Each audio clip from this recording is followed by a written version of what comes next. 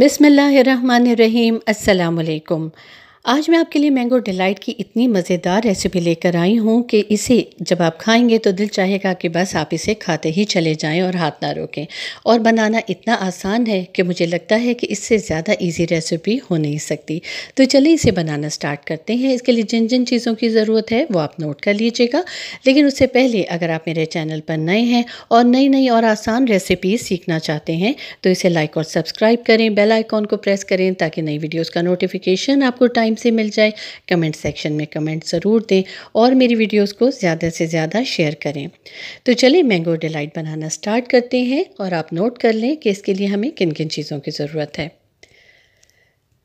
सबसे पहले आपको चाहिए होंगे 2 अदद बड़े आम, जिनके आपने कुछ इस तरह से चंक्स कर लेने हैं, छोटे छोटे टुकड़ों में इसे काट लें। 2 अदद बड़े आमों का इस तरह से पल्प निकाल लें, किसी ब्लेंडिंग जार में ब्लेंड कर लें और ये पल्प निकल आएगा। इसके साथ ही कोई भी ब्रांड के मीठे बिस्किट्स ले लें और इनको छोटे छोटे टुकड़ों में काट लेना है। 2 अदद हमें फ्रेश क्रीम के पैकेट्स चाहिए होंगे, किसी भी ब्रांड की अच्छी फ्रेश क्रीम ले लें और इसे किसी बोल में निकाल लें। ये देखिए जो मेरे पास बिस्किट्स हैं, मैं इन्हें पॉलीथिन बैग में डाल रही हूँ और किसी भारी चीज़ से इसके मोटे मोटे टुकड़े कर लूँगी। आप चाहें तो इसे किसी मशीन में भी डाल सकते हैं, लेकिन ध्यान रहे कि इसको बिल्कुल बारीक नहीं करना, इसके मोटे मोटे टुकड़े होने चाहिए।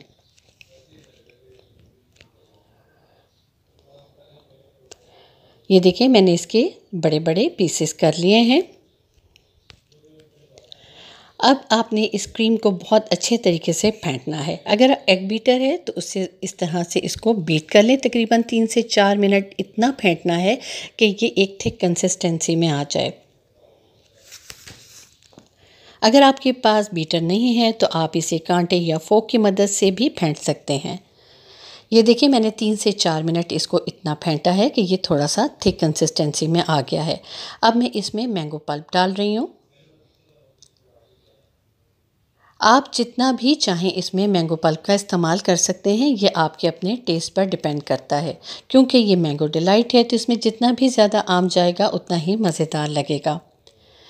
ये पल्प डालने के बाद आपने इसको 3 से 4 मिनट मज़ीद फेंटना है। मैं एग बीटर से इसको बीट कर रही हूँ, आप चाहें तो इससे किसी कांटे या फोक की मदद से फेंट सकते हैं।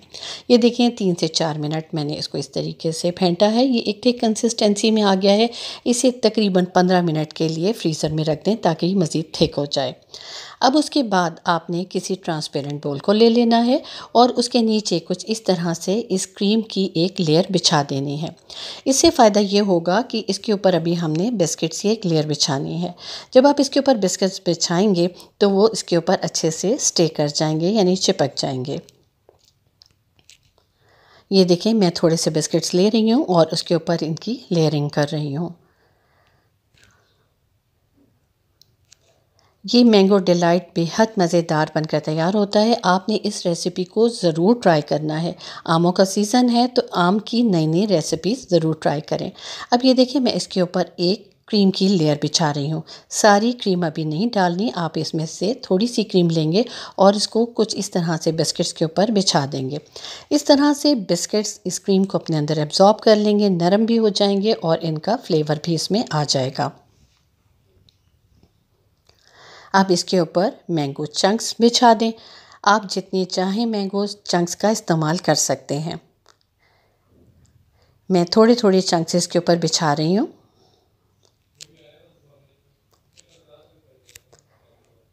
आप ये रेसिपी ज़रूर ट्राई कीजिएगा, अपने घर वालों के लिए बनाएं, मेहमानों के लिए बनाएं, जिसके भी आप खिलाएंगे हर कोई आपकी तारीफ़ करेगा।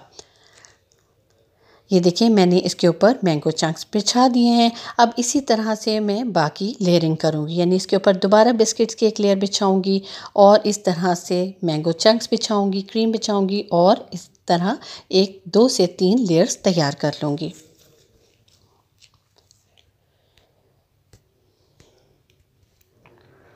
ये देखें मैंने सारी लेयरिंग कंप्लीट कर ली है। अब साइड पर जो मैंगो चंक्स थे उन्हें भी साइड पर रख दिया है। सेंटर में मैंगो पल्प डाल रही हूँ। ज़ाहिर है इसकी प्रेजेंटेशन बहुत इम्पॉर्टेंट है। खाने का जायका दुबाला हो जाता है जब खाना प्रेजेंटेबल होता है। आप इसको किसी भी तरीके से डेकोर कर सकते हैं। अगर चाहें तो आप मेरी ही इस इंस्ट्रक्शंस को फॉलो करें और इसको डेकोर कर लें। बकिया पल्प मैं साइड पर डाल रही हूँ।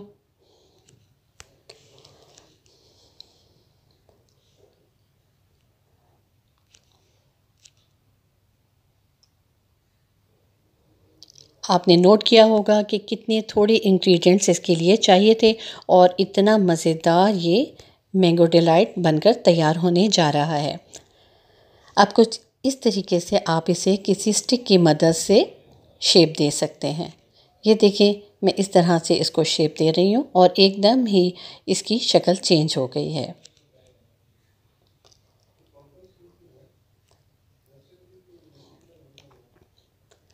अब आपने इसको अच्छे से कवर कर देना है। चाहें तो इसे किसी प्लास्टिक फॉइल से कवर करें या प्लेट से कवर करके इसको तकरीबन 5 से 6 घंटे फ्रिज में रख दें। अगर आप इसे ओवरनाइट फ्रिज में रखेंगे तो ये और ज़्यादा मज़ेदार बन जाएगा। मैं इसे प्लास्टिक फॉइल से कवर कर रही हूँ और अब मैं इसे फ्रिज में रख दूँगी।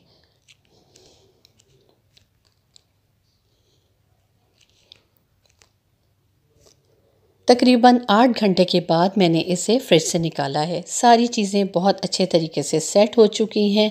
अब बहुत ही मज़ेदार ज़बरदस्त किस्म का मैंगो डिलाइट तैयार हो चुका है।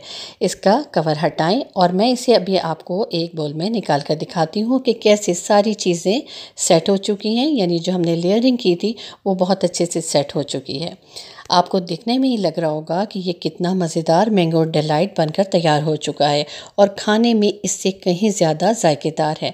यकीन माने कि जब आप इसे बनाएंगे और खाएंगे तो आपका दिल नहीं भरेगा, आपको जी चाहेगा कि आप बस इसे खाते ही चले जाएं।